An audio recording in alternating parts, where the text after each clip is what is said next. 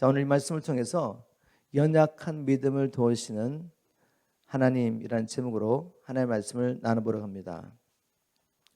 오늘 본문이 기록된 이 사건들, 17장에 기록된 사건들은 예수님께서 하나님께 돌아갈 시간이 가까워지면서 이제 얼마 남지 않은 공생 동안에 마음을 정하시고 예루살렘을 향하여 가고 계십니다. 예루살렘을 향하여 가고 계시며 이제 예루살렘에 가시면 종교 지도자에게 핍박을 받고 죽임을 당하시고 이제 제자들 떠나야 하는 그런 시간이 됐는데 제자들의 믿음은 여전히 준비가 되지 않습니다.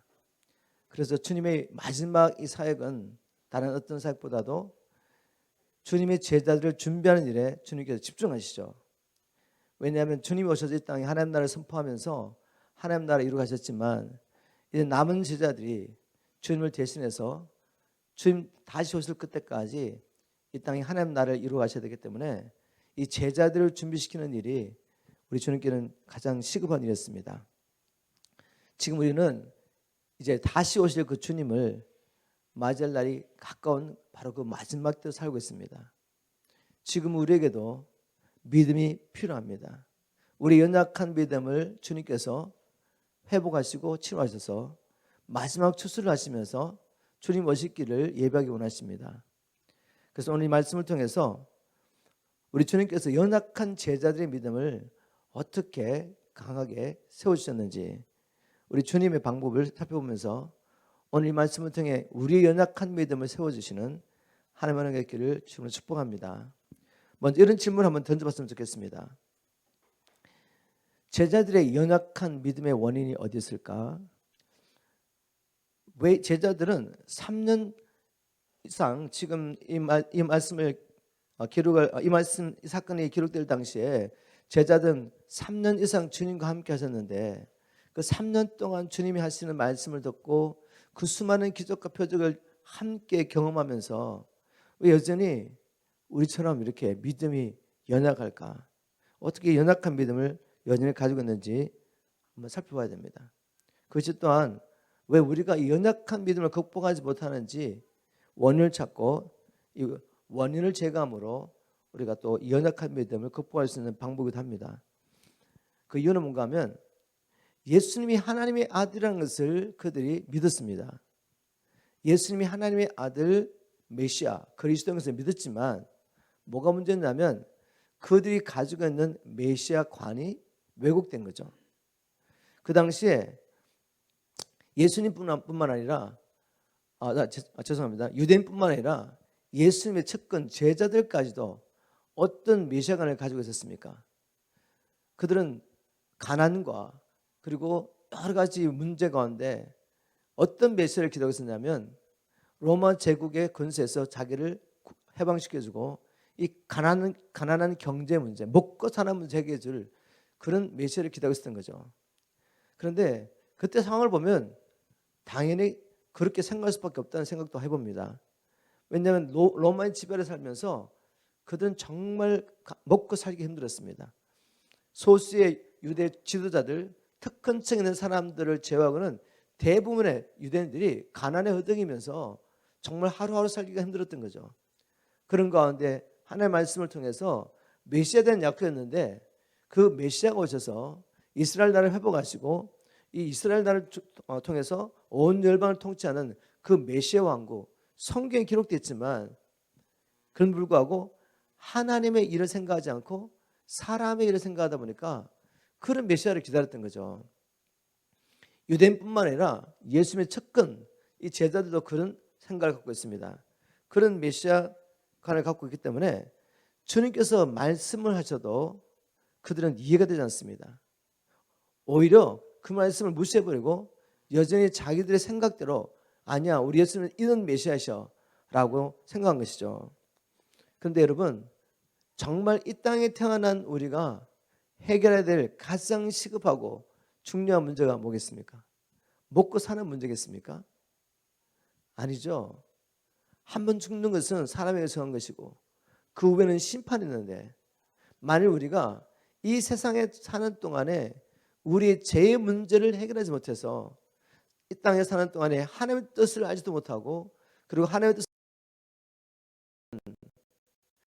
우리 주님 말씀대로 하면 하나님 나라에 들어가는 자는 오직 아버지의 뜻대로 행하는 자라고 했는데 우리가 어떻게 하나님 나라에 들어갈 수 있겠습니까?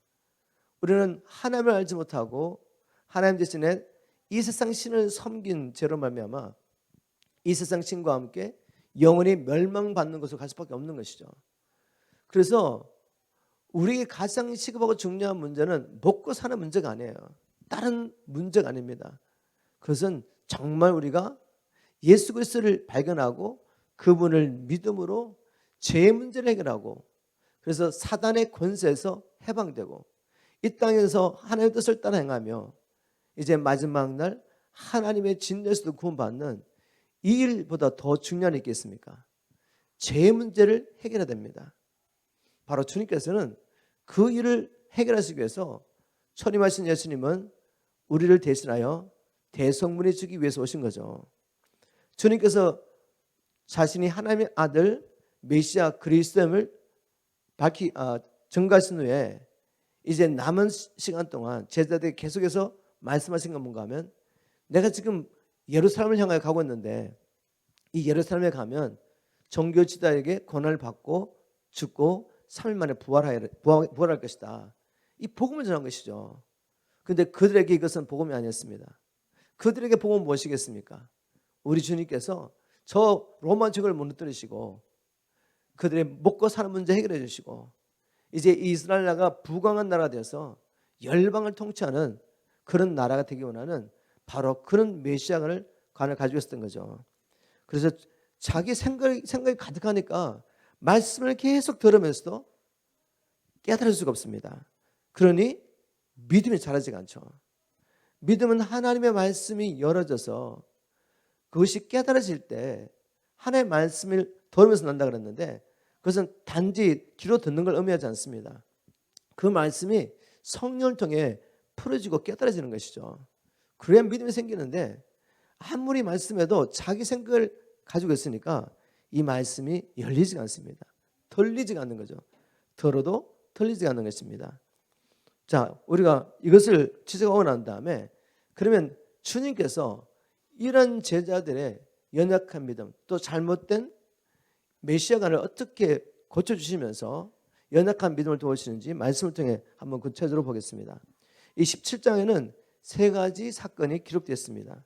변화선 사건, 그리고 귀신 들린 아이를 고치는 사건, 그 후에 주님께서 갈릴리 지방 가버나움에 가셔서 하셨던 말씀과 어떤 사건들, 이 세 가지 크게 큰 사건들이 있는데 첫 번째 사건은 변화산 사건이죠.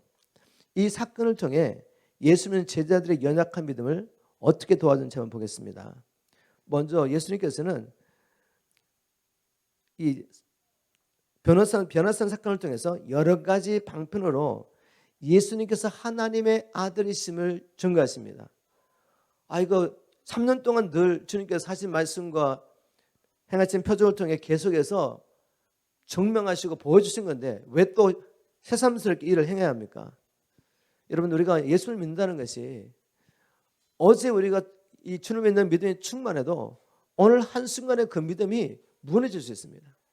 어제 정말 생명 바쳐가지고 예수를 믿는 그 믿음, 그 사랑이 너무나도 감격해가지고 생명 바쳐서 살 것 같은데 그 믿음 오늘 또 무너질 수 있는 거죠. 이 땅에 사는 동안에 우리의 믿음은 언제든지 하나님의 은혜가 아니면 무너질 수밖에 없습니다. 만약 우리가 하나님의 음성을 듣는 일을 멈춰버리면 믿음은 한순간 무너지는 거죠. 이것이 실체 없는 실체, 우리의 믿음의 실체죠. 그래서 예수님은 이 연약한 믿음을 도와주시기 위해서 주님께서는 계속해서 주님께서 누구시며 이 땅에 오신 목적이 무엇인지를 보여주는 그 과정 가운데서 변화된 예수님의 모습을 보여주셨습니다. 즉 초림하신 예수님은 그 영광을 육체로 가리고 오셨죠. 물론 그분의 말씀과 행하신 표적을 통해 그분의 영광을 보여주셨지만 그럼에도 불구하고 그 영광, 온전한 영광이 육체에 가려져 있었습니다. 그런데 다시 오실 예수님은 정말 영광스러운 모습을 오시기 때문에 이 땅에 사는 모든 피조물, 육체가 그 영광을 보게 됩니다. 그 영광의 일부분을 주님께서 기도하시는 가운데 그 몸이 변화되면서 영광스러운 모습을 제자에게 보여주셨죠. 17장 1절 2절입니다. 엿새후에 예수께서 베드로와 야고보와 그 형제 요한을 데리시고 따로 높은 산에 올라가셨더니 저 앞에서 변형되사 그 얼굴이 해같이 빛나며 옷이 빛과 같이 휘어졌더라. 장차 나타날 영광을 잠깐 보여줍니다. 이게 왜 이렇게 중요할까? 여러분 꼭 기억하세요. 여전히 제자들은 예수님에 대해서 왜곡된 메시아관을 갖고 있습니다. 어떤 메시아? 우리 예수님 메시아야. 하나님의 아들이셔. 그래서 이제 예루살렘에 가면 저 로마 정권을 무너뜨려버리고 우리 이스라엘 백성들을, 하나님의 백성들을 해방시키시고 이스라엘 나라가 이제 예전에 다윗의 영광처럼 회복되어서 다윗 시대의 나라처럼 회복되어서 열방을 다스리는 그런 나라를 꿈꾸고 있습니다. 그런데 갑자기 올라가셨다가 로마의 이 권세 아래서 십자가의 형을 받고 죽으시는 걸 보면 얼마나 충격을 받겠습니까? 충격을 받았죠. 그런데 불구하고 예수님께서 계속해서 자기 영광을 보여주십니다. 그리고 또 아버지 하나님께서도 하늘에서 음성을 들려주시며 앞으로 어떤 일이 일어난다 할지라도 예수님이 하나님의 아들이신 것을 믿게 하려고 또 이렇게 친히 음성을 들려주시죠. 마태복음 17장 5절에 말할 때 호련히 빛난 구름이 저희를 덮으며 구름 속에서 소리가 나서 가로되 이는 내 사랑하는 아들이요 내 기뻐하는 자니 너희는 저희 말을 들으라 하시니라. 아버지 하나님께서 친히 저 나사렛 예수 육신의 눈으로 보면 목수인데 저 보잘것없는 청년이 하나님의 아들이신 것을 계속 선포하고 있습니다. 앞으로 어떤 일이 일어날지라도 하나님의 아들이 십자가에 못 박혀 죽는다는 것, 이거 사람의 지혜로는 이해가 되지 않죠. 그럼에도 불구하고 그분은 하나님의 아들이시다. 그리고 이제 우리가 성령을 통해 왜 하나님의 아들이 땅에 오셔서 저렇게 죽을 수밖에 없는지 성경에서 계속해서 말씀하셨지만 깨닫지 못하던 것을 성령을 통해 깨닫게 될 때 이 모든 사건들을 기억하는 것입니다. 제자들이. 그래서 예수의 제자가 이 복음을 들고 땅끝까지 갈 수 있는 거죠. 그리고 또 한 가지 사건이 있습니다. 이 변화산 사건 가운데 일어났던 일은 뭔가 하면 모세와 엘리야가 와서 예수님과 말씀하신 사건이죠. 이 사건을 통해 주님께서 또 보여주기 원했던 건 뭔가 하면 예수님이 율법과 선지자들이 예언했던 메시아다라는 것을 보여주기 원했습니다. 먼저 말씀 읽어보겠습니다. 17장 3절에 때에 모세와 엘리야가 예수로 더불어 말씀하신 것이 저희에게 보이거늘 예수님께서 변형되셔가지고 얼굴과 옷이 빛나면서 다시 오실 예수님의 그 영광을 조금 보여줬습니다. 그런데 자세히 보니까 모세와 엘리야가 나타나서 예수님과 대화를 하고 있는데 아니 제자들이 모세와 엘리야를 본 적이 있습니까? 지금처럼 뭐 사진이 있어가지고 뭐 이렇게 역사적으로 기록이 남겨가지고 볼 수도 너무 없는 것이고 이 성령을 통해 그냥 안 거죠. 그냥 봤는데 안 거죠. 자, 우리 주님께서 주시는 지식은 바로 이런 것입니다. 우리가 어떤 혼적인 프로세스를 통해서 이해하고 습득하고 그래서 아는 것이 아니라 영적인 계시는 직관을 통해 그냥 알려주시는 거죠. 봤는데 이분이 모세야. 봤는데 이분이 엘리야인 겁니다. 마태복음에는 모세와 엘리야가 예수님께 와서 나눴던 대화의 내용이 없습니다. 그런데 누가복음을 보면 자세히 기록되어 있죠. 제가 누가복음 9장 29절부터 31절 한번 읽고 말씀을 나누겠습니다.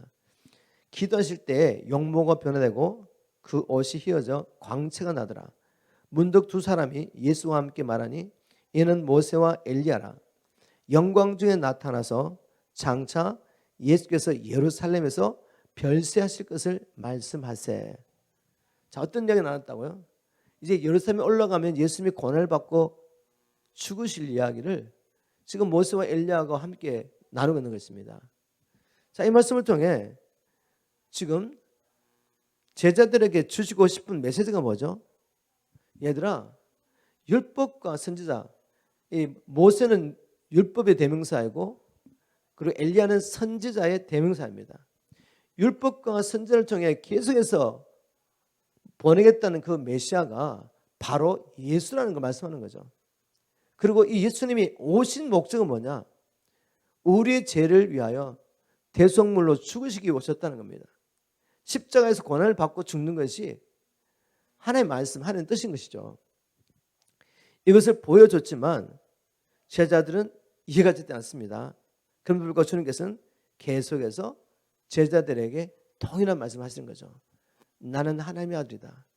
내가 이 땅에 온 것은 바로 너희들의 죄를 대신하여 대속물이 되기 오셨다는 것을 계속 말씀하는 겁니다. 이것이 우리가 풀어야 할 가장 중요하고 시급한 문제인데 제자들은 인식하지 못했지만 주님은 아셨던 거죠. 계속해서 야, 먹고 사는 문제보다 지금 더 중요한 것은 너희 영혼이 구원을 받는 것이다. 영혼은 하나님 나라로 들어가는 것이다. 계속 말씀하십니다. 또 이 변화사상을 통해 알 수 있는 한 가지는 뭔가 하면 우리 주님께서 이 제자들의 연약한 믿음을 도와주시기 위해서 그들의 마음 깊은 곳에 가지고 있던 의문을 풀어줍니다. 이 제자들이 어떤 의문이 있는지 아십니까? 말씀을 읽어보면 알 수가 있죠. 17장 10절에 제자들이 이렇게 묻습니다. 변화산에서 내려오면서 제자들의 묻자오되 그러면 어찌하여 서기관들이 엘리야가 먼저 와야 하리까 하나이까. 주님, 이제 정말 주님께서 하나님의 아들인 것을 믿겠는데 메시아인 것이 분명한데 그러면 왜 서기관들과 종교 지도자들이 엘리야가 먼저 와야 한다고 합니까? 그것도 들었지 않습니까? 그리고 제자들 생각에도 한 가지 질문. 예수님이 하나님의 아들이시라면 그 성경이 예언한 메시아라면 엘리야가 먼저 와야 되는데 왜 엘리야는 오지 않고 예수님이 먼저 왔냐 그죠? 근데 여러분 엘리야가 오지 않았습니까? 왔죠. 11절에 예수님이 말씀하십니다.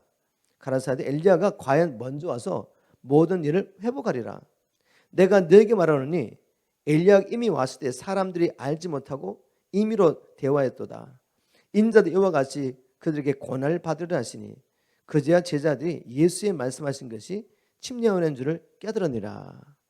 다시 말해서 제자들도 침례요한이 성경에서 예언한 메시아가 오시기 전에 메시아의 길을 예비할 광야에서 외치는 소리, 주님의 길을 예비하는 자인 것을 몰랐던 거죠. 즉 엘리야인 것을 몰랐던 것입니다.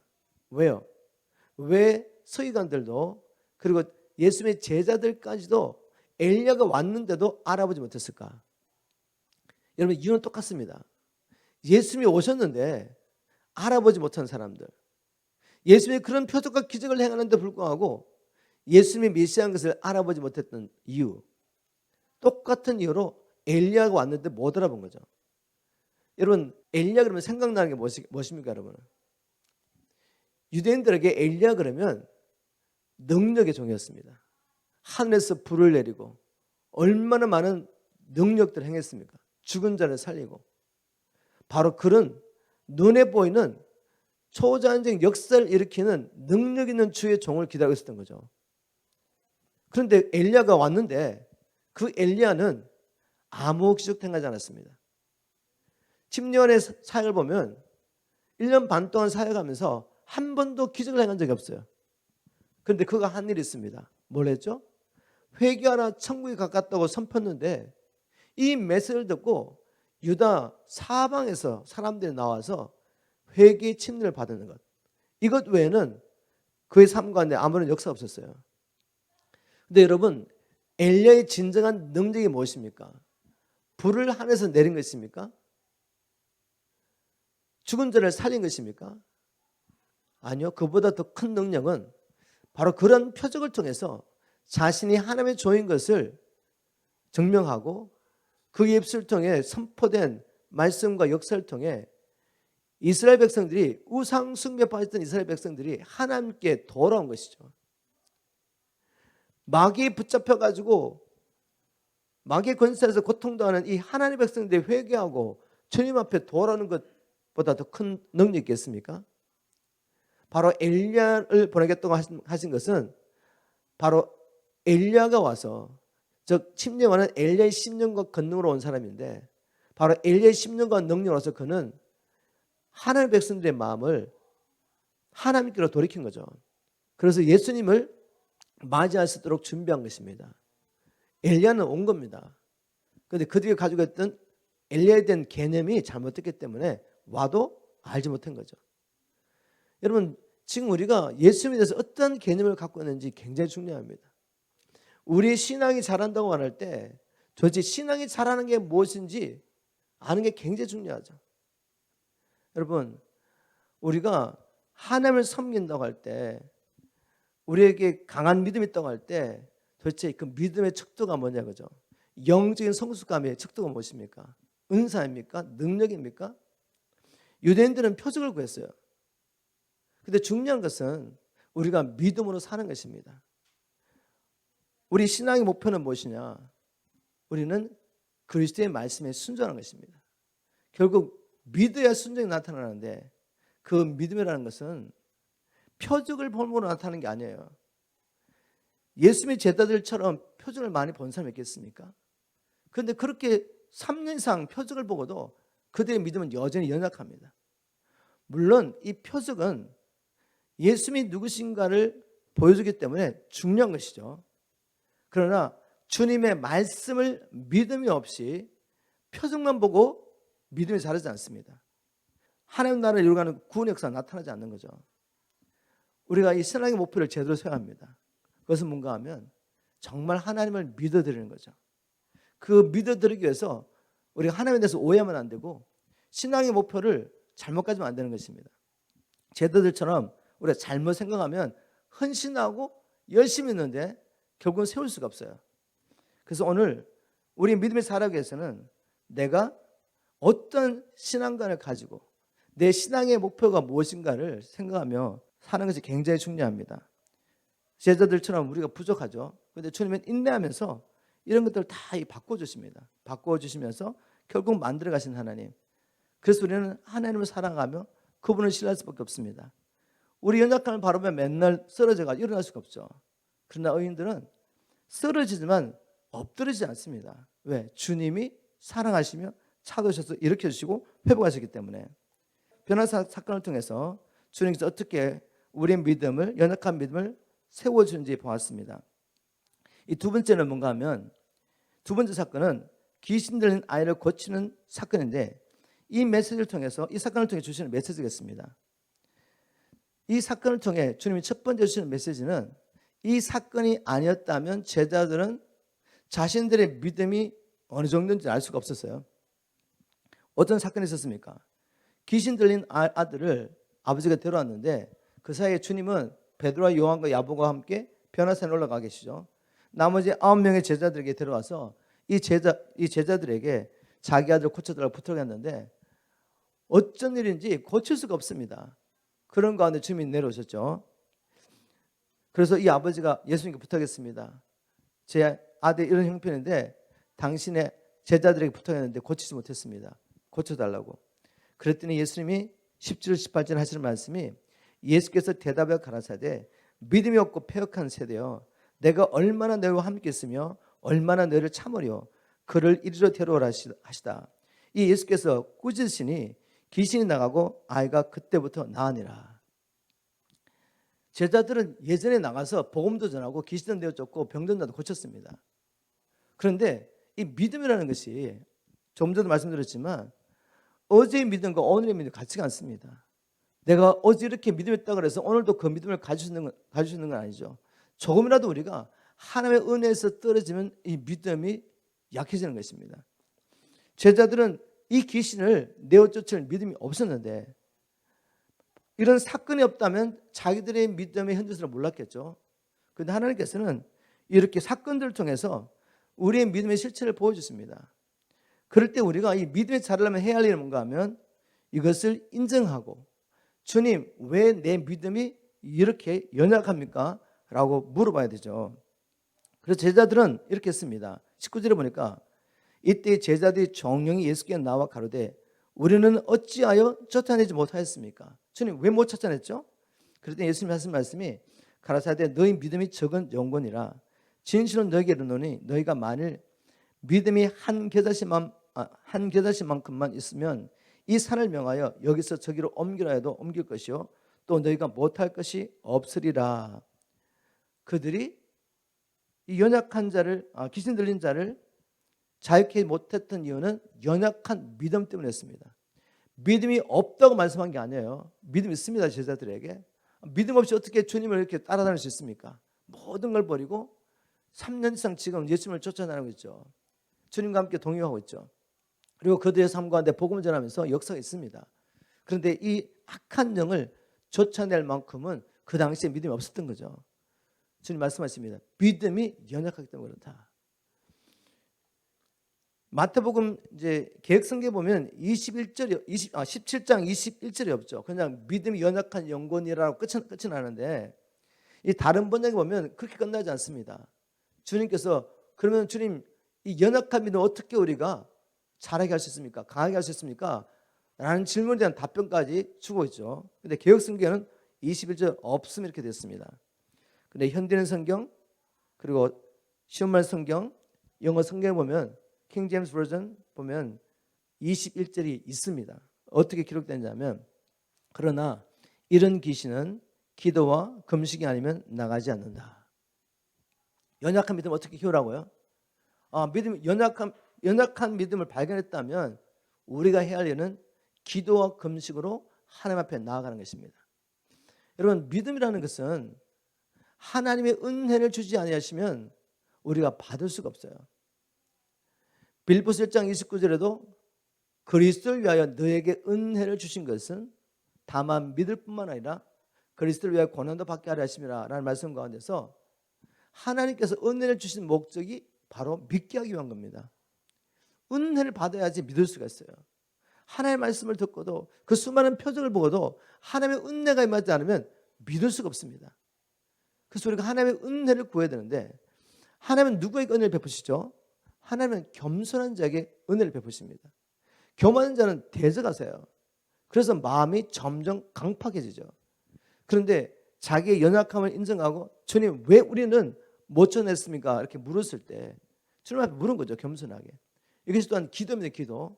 우리가 겸손하게 하나님 앞에 나가서 나의 연약한 믿음을 인정하고 주님 이 연약한 믿음을 도와달라고 기도할 때 이렇게 낮출 때 하나님이 은혜를 베푸시면서 그 은혜가 임할 때 믿음이 생기는 것이죠. 그런데 이 금식이라는 것은 더욱 우리를 겸손하는 것입니다. 더 간절하게 하나님 앞에 우리가 낮추며 매달리며 나아가는 것이 바로 금식이죠. 그래서 우리가 이 은혜를 받고 믿음이 자라기 위해서는 우리가 습관을 따라 기도할 뿐만 아니라 이 습관을 따라 하나님 앞에 금식해야 됩니다. 물론 사람에게 보이려고 하루 3번 시간을 정하고 아무리 기도해도 그 동기가 사람에게 보이려고 하는 기도는 그런 기도를 통해서는 아무리 많이 기도해도 내가 이만큼 기도했다는 자기 의는 드러낼 수 있을지 모르겠지만 하나님의 은혜를 받을 수는 없죠. 우리가 하나님 앞에 나가서 정말 중심으로 겸손하게 하나님의 도움을 구하는 하나님의 은혜를 구하는 그들에게 금식과 기도로 하나님 앞에 자신을 낮추며 나아가는 자들에게 하나님의 은혜를 베푸시며 그 은혜를 받은 자는 믿음이 자라게 됩니다. 우리 주님께서 너무 자세하게 어떻게 연약한 믿음을 치료할 수 있는지 보여주셨습니다. 우리가 이 말씀을 따라갈 때 정말 우리 연약한 믿음도 하나님께서 회복하실 줄 믿습니다. 이제 갈릴리 돌아오셔서 하신 일이 있죠. 이 2가지 사건을 통해서 어떻게 또 연약한 제자들의 믿음을 강건해 주는지 한번 보겠습니다.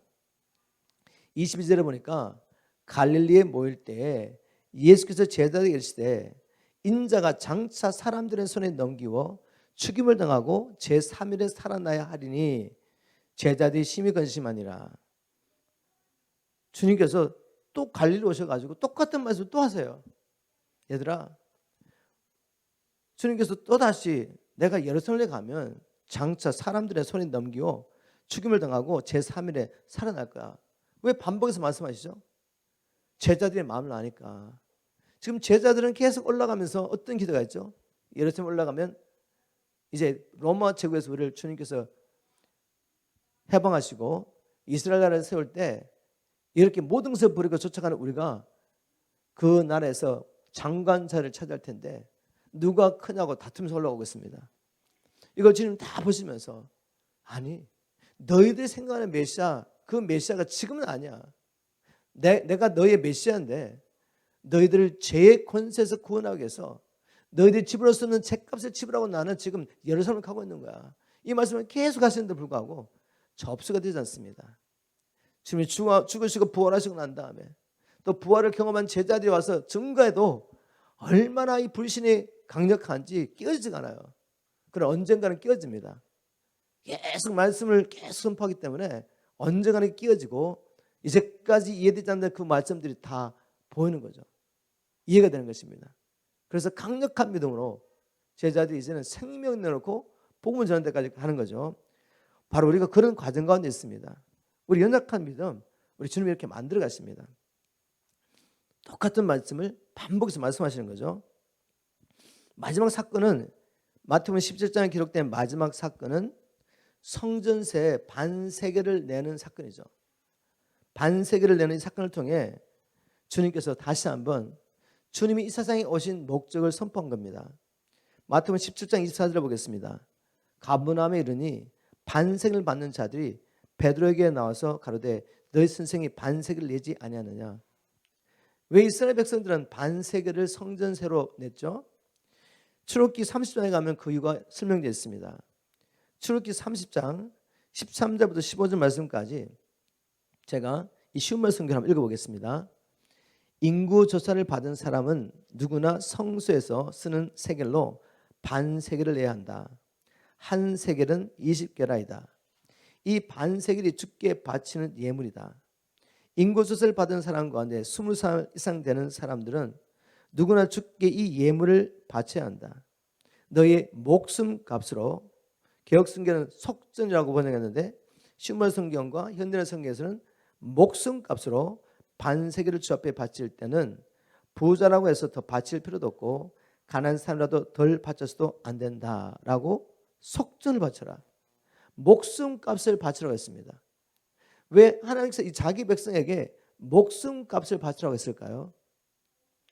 왜냐하면 죄의 싹은 사망입니다.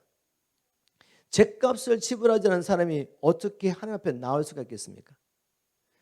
이스라엘 백성들이 성전을 통해 제사를 지내며 행했던 그 모든 그 행위들은 그 가운데 예수 그리스도를 통해서 어떻게 주님께서 우리의 죄값을 지불하시고 의인으로 하나님 앞에 나와서 하나님을 섬길 수 있는지 그 길을 보여주신 거죠. 그 중에 하나가 속전을 바치라는 겁니다. 속전. 몸값을 바쳐라. 왜냐하면 죄의 싹은 사망이기 때문에 그 특권으로서 너희들이 생명을 바친다는 그 예표죠. 그림자로서 이 속전을 바치라고 말하는 것입니다. 그렇다면 그들이 바쳤던 속전은 그 속전의 실체는 무엇이겠습니까? 대성물로 오신 예수님이시죠. 바로 예수님은 이 사건을 마태를 통해 여기 기록하면서 우리에게 또 제자들에게 주시는 메시지가 무엇입니까? 내가 이 땅에 온 것은 죽으러 온 것이야. 너희들의 속전이 되기 위해서 온 것이야 라고 계속 말씀하시는데 제자들은 이해를 못합니다. 그러나 여러분, 제자들이 그 당시에는 이해하지 못했지만 나중에는 다 깨닫게 됐죠. 성령께서 그들에게 임하자 자기의 지혜로는 더러도 알 수 없던 것이 열어지는 것이죠. 그래서 우리가 이 믿음의 자라기 위해서 반드시 하나님의 말씀을 들어야 되는데 이 말씀을 이미 하나님께서 성령을 통해서 성경 말씀을 통해 다 주셨습니다. 그런데도 불구하고 우리가 겸손하게 성령의 가르침을 기대하면서 묻지 않으면 그 말씀을 아무리 읽어도 이게 열어지지가 않죠. 우리 믿음의 자라기 위해서는 반드시 하나님의 음성을 들어야 하는데 그러기 위해서는 반드시 겸손하게 어린아이 같은 마음으로 주님 이 말씀을 열어주십시오 라고 하나님 앞에 기도해야 됩니다. 특별히 우리 삶 가운데서 어떤 사건을 통해 우리의 믿음이 연약한 걸 보여줬을 때 그것을 덮는 것이 아니죠. 인정하고 하나님 앞에 나아가서 주님 왜 저는 이 말씀을 순종할 수 없었습니까? 왜 저는 귀신을 내쫓지 못했습니까? 이렇게 하나님 앞에 겸손히 묻는다면 하나님께서 이유를 가르쳐 주시겠죠. 그리고 그 말씀에 순종해서 주님을 따라갈 때 우리는 믿음이 자라게 됩니다. 이 마지막 때 우리 주님 오시기 전에 마지막 추수를 위해서 하나님께서는 저와 여러분들의 믿음을, 연약한 믿음을 강하게 하기를 원하시죠. 그러기 위해서 우리가 어떻게 되겠습니까? 주님의 뜻을 알고 부지런히 기록된 말씀 가운데서 보여주신 하나님이 누구시며 왜 이 땅에 오셨는지 이것을 발견하고 깨닫게 되면 어떤 일이 나겠습니까? 바울처럼 복음을 알지 못하는 모든 자에게 빚진 자처럼 살 수가 있는 것입니다. 이게 여러분과 제가 원하는 삶이 아닌가요? 저는 그렇게 살고 싶습니다. 저하고 교제하는 분들 가끔씩 가다 어제도 몇 분과 만나가지고 줌을 통해서 교제를 했지만 그분들의 마음, 주님을 사랑하는 사람들의 마음은 한 가지입니다. 복음을 전파해야 되겠는데 이 팬데믹 때문에 묶여가지고 복음을 전하지 못한 것 때문에 너무 안타까워하시더라고요. 그래서 제가 이야기했습니다. 너무 좋은 것이다. 그것은 그런 간절함 있는 것은 좋은 것이다. 어떤 지역에서는 이제 열려가지고 복음을 들고 뭐 블랙 무슨 커뮤니티라든가 어떤 그 커뮤니티에 가가지고 복음을 매주 전하는데도 받아들이지 않는데요. 그래서 너무 힘들다고 제가 그랬습니다. 그건 너무 귀한 일입니다. 그 안타까운 마음으로 계속 주님 앞에 기도하십시오. 우리 주님은 지금 남은 자들을 준비하고 있습니다. 무엇을 위해서요? 마지막 추수를 위해서. 그래서 제가 이렇게 말씀드렸습니다. 주님이 저를 준비시킨 방법도 바로 그것이었습니다. 처음 주님을 만나고 난 다음에 제가 깨달은 말씀은 희어져 추수하게 됐는데 일꾼이 없다는 말씀이 제게 왔습니다. 그래서 제가 주님께 절을 드리며 주님, 제가 여기 있습니다. 나를 보내십시오. 라고 고백하고 정말 날마다 풀타임 일을 하면서도 하나님의 말씀을 읽고 묵상과 위원 일에 헌신해가지고 또 훈련을 받으면서 그렇게 준비했죠. 그리고 대여프가 되면 이 복음을 두고 나가서 하루는 복음 전하고 하루는 양육하고 이렇게 살고 있는데도 불구하고 사람들이 복음을 받아들이지 않는 거죠. 물론 받아들이는 사람도 있죠. 그래서 양육도 있었지만 제가 생각하기에 주님 희어져 추수하게 되는데 왜 사람들의 마음문이 열리지 않고 복음을 받지 않습니까? 바로 그 간절한 마음 때문에 KOG 미션이라는 선교단체가 시작되고 주님이 또한 저를 또 선교지에 보내시고 그 가운데서 추수하게 하시고 하나님의 역사를 보게 하시면서 이 땅에 돌아와서도 계속해서 이 복음을 전가하게 하며 지금도 제가 전임사역자로 사용할 수 있는 것은 간절한 하나님의 마음이 제게 임했기 때문에 그것은 다른 방법으로 오지 않았습니다. 특별한 환상이나 천사의 방문이 아니라 하나님의 말씀이 열어져서 그 말씀으로 마음이 뜨거워지니까 주님 복음 들고 나가지 않을 수가 없었던 거죠. 우리 주님 오시기 전에 저와 여러분에게 정말 이런 일이 일어나게 주면 축복합니다. 말씀이 열어져서 마음에 뜨거워서 이 복음을 전하자면 견딜 수 없도록 이곳에서 안 되니까 이 복음 들고 이제 여러분이 열방에 가는 것입니다. 열방에 지금 문이 확장 열렸습니다. 우리 신인환 승무사님과 신흥남 승무사님 오셨는데 월요일마다 여기 오셔가지고 저희들이 만나면 다른 거 하지 않습니다. 하나님의 역사를 나누는 거죠. 같이 하나님의 역사를 나누다 보면 마음이 뜨거워져가지고 와 정말 저 열방에 복음문이 활짝 열렸구나. 근데 여기 소리가 있으면 알 수가 없죠. 아 이게 다라고 생각하는 거죠. 내가 이렇게 열심히 예배에 참석하고 또 교회 사역에 참여하고 물론 이것도 귀한 일입니다 여러분. 근데 이 일을 통해 우리가 마지막에 해야 할 일이 뭐겠습니까? 교회를 땅에 두신 목적, 세상에 보내신 목적, 여기 우리에게 집중할 때 우리의 믿음은 자라는 것입니다. 남은 생에 이렇게 하나님의 마음을 가지고 열방에 나갈 수 있도록 그래서 우리 사명 감당할 수 있도록 말씀이 열어지며 저와 여러분의 마음이 뜨거워지기를 주님으로 축복합니다. 오늘 이 말씀 붙잡고 기도할 때 주님께서 우리 모두에게 그런 은혜 주셔서 정말 한 분 한 분이 저는 사역자로 나서 이 마지막 때 여러분 있는 그 현장이 하나님이 함께 하시는 교회가 되기를 주님으로 축복합니다.